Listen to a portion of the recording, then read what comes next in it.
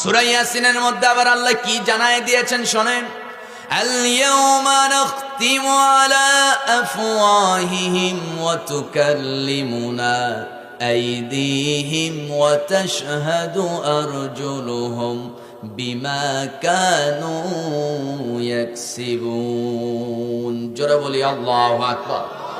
মহান রব্বুল আলামিন বলেন, কিয়ামতের ময়দানে তোমার জবান বন্ধ হয়ে যাবে, জিহ্বার মধ্যে আল্লাহ সিলমোহর মেরে দিবেন, জবান থেকে কথা বের হবে না। হাসরের ময়দানে আপনার রবের সঙ্গে কে কথা বলবে? আপনার হাত কথা বলবে, আপনার চোখ কথা বলবে, আপনার চোখ হাত পা আল্লাহর সঙ্গে কথা বলবে।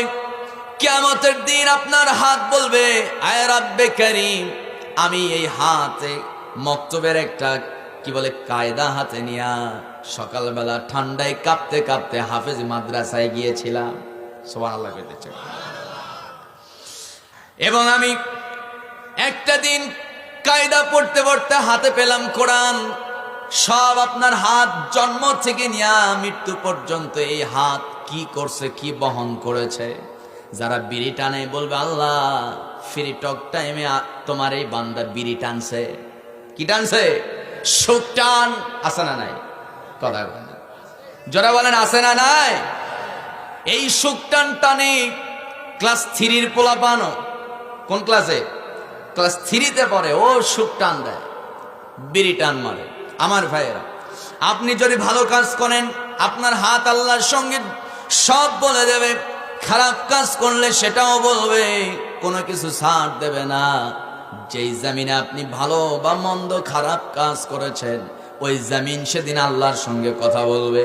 কেমনে কথা বলবে? সূরা জিলজাল তো অনেকের জানা থাকার কথা, যারা পারেন ঠোঁট মিলিয়ে মিলিয়ে বলুন, ইযা জুলজিলাতিল আরদু জিলজালাহা ওয়া আখরাজাতিল আরদু আসকালাহা وقال الإنسان ما لها يومئذ تحدث أخبارها। জোরে বলুন আল্লাহু আকবার।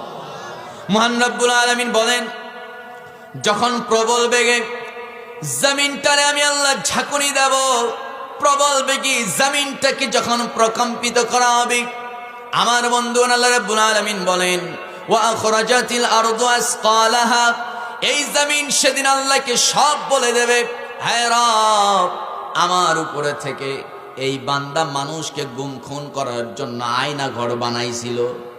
কথা কয়,